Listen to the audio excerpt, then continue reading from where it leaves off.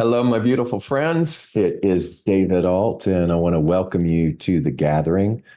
Ooh, we finally got to part 4 of this back to spiritual basics. Took an extra week, but we're here, and I want to let you in on a little secret, which you may already know, that I don't know any of this. Part 4, by the way, is how to use it. And I have to smile and say, who am I to tell you or define what any of these basics are with regards to spirituality? Because what I am doing and what anyone is actually doing is partaking in a sort of reductionist mindset of trying to present something to you that is beyond anything that we could nail down definitively because there's so much mystery to it. And I hope that you are able to recognize that just as I continue to work on watching the way I want to latch on to definitives, that all of us are doing that. It's the predicament that we find ourselves in as humans, that we're scared of the mystery. We're scared, come on, admittedly, of those things that we do not know from an absolutist standpoint. We claim that we understand, but it's just a claim. The true capital R reality is that there is so much beautiful mystery that we will never be able to fully scribe with our minds, that we have to sort of dive into, lean into it with this full faith and allow it to present itself to us in these little moments of clarity that are so beautiful and exquisite and beg us not to try to define it. And so here we are. Part 4 is how to use it. Who am I to tell you how to use it? And so there's the farce, right? And so all of us are sort of floundering around, and what we're really doing is giving our concepts. No harm, no foul in that. But as long as we understand that, then what we can do is be in the space of teachings and be in the space of exploring and become a really good, or as good as possible, in discerning what feels right for us, what is the thing that sort of ignites something within us that we go, ah, and the rest that doesn't. And then being able to discern what it is that's trying to ignite something in us, but we're afraid of it, so we push it away. And you start to see how beautifully complex truth is, and why your journey is a journey worth exploring. So, quick recap: 4 weeks, what have we been talking about? We've been talking about spiritual basics, again, like we know anything. The review of going back to spiritual basics. And I liked adding with a twist, because what I thought I knew decades ago is not where I stand in my quote, quote, knowing today. So there is a fluidity to all of this. There is a beauty where I'm less and less in need of the concept. And I'm more going, I don't know. This is what I'm doing. How does this feel to you? Therefore, there really isn't sort of a teacher student. It's just a collective share. And in anything that is a sharing, then what we get to, again, practice is, okay, this feels good. Let me explore it for myself. And I'm hoping that that's what you are able to do in these 4 parts. I'll qualify it this way by a story I was reminded of by Ram Dass, and it was about these blind people who experience an elephant for the first time. And so they are put next to the elephant, and they all go and they're touching the elephant, and then they go to lunch. And over lunch, they are asked to describe what is an elephant. And so the first person says, well, an elephant is like a tree. And all of a sudden, this argument erupts, and they're going, it's not like a tree, because one of them says, no, no, an elephant is like a snake. And then the other person says, no, no, no, an elephant is like a wall. And you begin to understand that all of them are creating this definitive meaning around what an elephant is based upon their individual experience, which is varied. And it's the same thing with you and I. We are trying to create some end point with what we understand spirituality to be. And so I hope you come along with me for the ride as we continue on this, because that therein is the wink, the sort of cosmic wink. Well, I think it might be this, or it feels like this, but I don't know. And the best way that I can gain some clarity around that is to go into the world of separation and illusion, and allow myself to face my fears, allow myself to understand and examine my behavior, my resistance, and allowing and play with all of that, and not make such a big deal of trying to define or make things concrete because of my fear. So we're all like blind people going around trying to define what the elephant is. So let's enjoy it, right? So these four parts, the thing itself, again, this is from The Science of Mind by Ernest Holmes.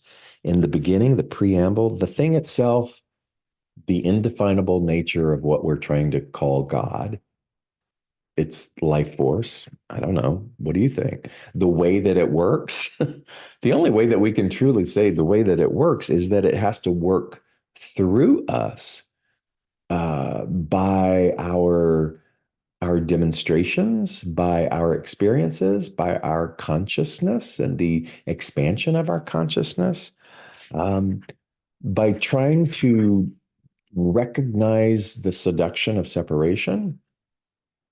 Because the way that the thing itself, if it's this perfection, the way that it works through us is by walking into the seeming imperfection and finding a way to dissolve that, by going into the fear and allowing ourselves to see what's behind the curtain of our self-constructed impermeable fear. The next one was what it does. What it does perhaps is it does what it does through us, through the engagement of allowing, by looking at those things and understanding that there is a simplicity to the effects of the thing itself, simply because it's responding to our belief systems and our mindset. And so what it does is it continues to sort of poke the bear of our unconsciousness to perhaps assist us in becoming fed up, so that we can do this beautiful thing, which is grow. And in order to do that, to have the space for growth, we have to outgrow something. We have to become conscious of how we're walking around like this and begin to open these things up, these definitive belief systems. We have to become more fluid. And then how to use it, how to use it. You know, one of the things he says in the beginning of this fourth part is one of the great difficulties in the order of thought is that we are likely to indulge in too much theory and too little practice. As a matter of fact, we only know as much as we can prove by actual demonstration. To me, that goes back to the story of all of us sitting blind at the table trying to describe the elephant. There's way too much sitting around a table discussing what we believe truth to be, and not enough excusing ourselves and going out and willingly volunteering ourselves to be a vessel, to feed that which is hungry, clothe that which is naked, um, nurse that, bathe that which is dirty, and not just in the tangible physical sense, but our own mindsets, to feed the part of us that is starving. I went to see a friend of mine who's a beautiful health practitioner, and we had them over for dinner. And he said to me, he goes, you know, you said something during that dinner that has really stuck with me. And what I told him was the experience of starting Kaleidoscope Child Foundation, how that had erupted or grown from this experience of feeding these starving children on the banks of a lake in Cambodia. And that in a spiritual experience, I was shown that not everything is as it seems. And that really what was also happening simultaneously in this act of feeding these children was that on another plane of existence, they were feeding us, the tourist, us, the perceived people who have things. They were feeding us because our level of starving was quite immense. So I had talked about this at that dinner, and he said, you really shook me in this idea that nothing is as it seems. And how to use it, I think, in these spiritual basics is that how do you flip the script on your certainty? And in realizing that all certainty is self constructed because the mystery is just so immense. The mystery of meaning, the mystery of understanding that nothing, no thing is as it seems. If you go back to Ernest Holmes trying to define God as the thing itself, no thing is as it seems also applies to that. The thing itself is not what you think it is because it's too immeasurable and immense. But we can say at its fundamental core, it is good, it is powerful. My favorite word, if you wanted to call it a virtue, my favorite word is it is meticulous. Meticulous. So, how to use it? Here's a way to use it is to go around and say, I am surrounded by meticulousness, that I am so wrapped in divine timing, in purpose, in perfected unfolding, that I don't need to rush or push or force anything because I am being handheld, I am being cradled by meticulousness. And the irony about that is that when we are in the midst of divine timing, we can't really experience it because too often we are wanting to push the process. We don't like where we are in this timing. We don't like being ill. We don't like being subjected to the uncertainty of unemployment. We don't like having our hearts so vulnerable and broken because of the way in which something didn't turn out. We don't like it. And so we want to rush the process rather than realizing that how to use it is to just bask in the now. Bask in the now and the meticulousness of it, and just go, thank you. The thing itself is meticulousness, perfection. And so, me, in my arrogance or my ego, finding myself in this situation, which was heart led, mind you, to feed these children along with these 15 other people. But the ego sort of interpreted it as, look what we did. When all along in the meticulousness of the thing itself, it took me several decades past that event to go, oh, child, there was so much more going on than you realize. Same thing happened with my dog Scout, my beautiful golden retriever. Um, I loved Scout so much. He was a rescue from Hurricane Katrina. I was moving from California to Mobile, Alabama, and discovered Scout on the side of the interstate 2 weeks after the hurricane had happened. In the aftermath of all of that, somewhere near Biloxi, Mississippi, in that long drive, moving to Mobile, Alabama, already had a golden retriever puppy and thinking in my mind, wow, my puppy Harper needs a companion. Boom. There is Scout, skin and bones, having been displaced by the hurricane, um, living somehow managing for those 2 weeks, no chip, no nothing, taking him. The vet that I found in Alabama determined that he was maybe between 2 and 3 years old by his dental records and examination. Um, Harper dying when he was barely 5, and Scout, who I found, living until he was well past 17 years old. And Scout, wow. So I realized when Scout was put down that I found Scout at the beginning of a new form of ministry as I was moving to Alabama and ended up opening a spiritual center there, all the way to stepping down from platform ministry at the end of 2018 here in Atlanta.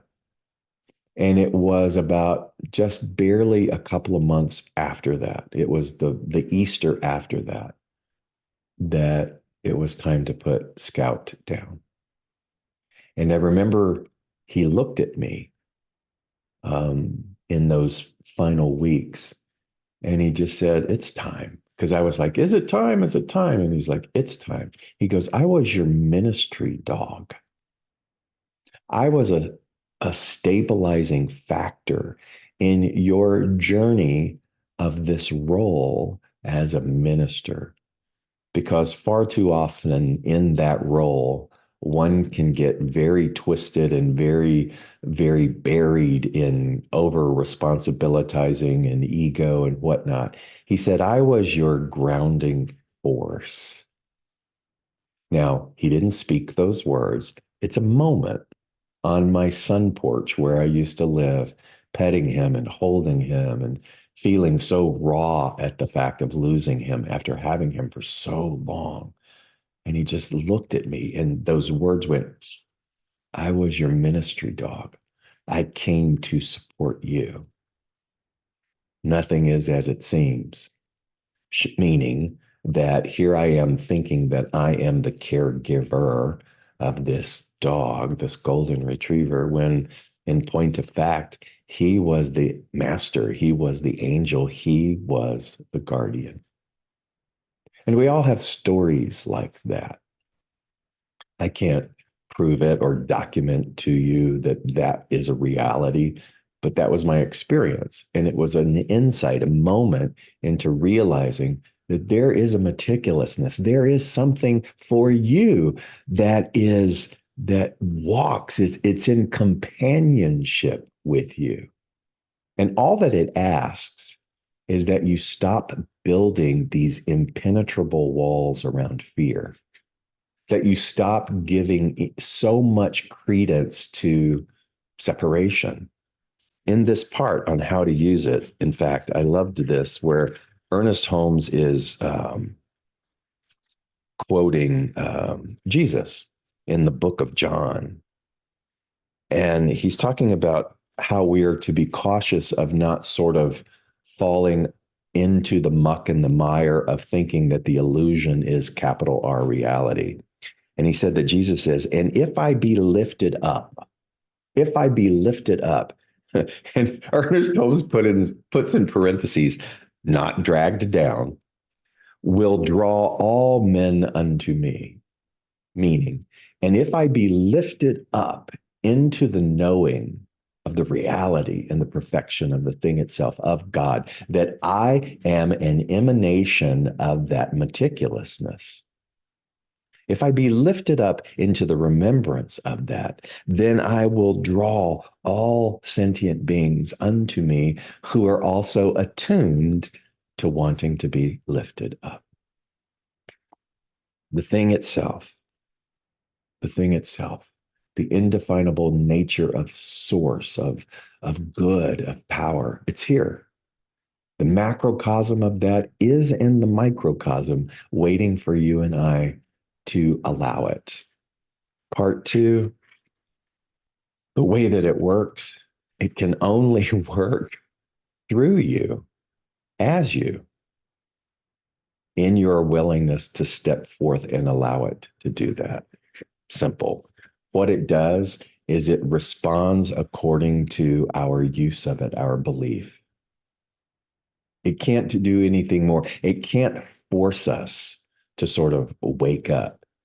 And so if I believe that the world is hard, then what it does is it brings to me, like a mirror, situations that appear to be hard. That's all.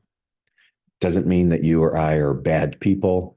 Doesn't mean that we are going to hell because we're not doing it right. It just means that we are perpetuating our own hell by still sleepwalking and still believing or still building these impenetrable walls of fear. And then lastly, how to use it is to simply walk around and practice going, whew, I'm exactly where I need to be. I'm exactly where I need to be. Everything up until this point in time and continuing is meticulous. I need fear nothing, only except my own mind that wants to force meaning and concept on things that are a part of the beautiful mystery. May I wake up each day going, thank you for the meticulousness that I am in relationship with, and then give myself freely to the world to serve and to love and to champion not only what's out there, but also what is in here. There, my friends, is your back to basics. I probably could have just done this in this one video, but hey, it's a meticulous thing. And if you followed along, I'm so grateful. I'm just grateful for you. I'm grateful for anyone who would actually take the time to listen. So let me know that you did, because I just want to say hi and give thanks. And I will see you next time. Blessings.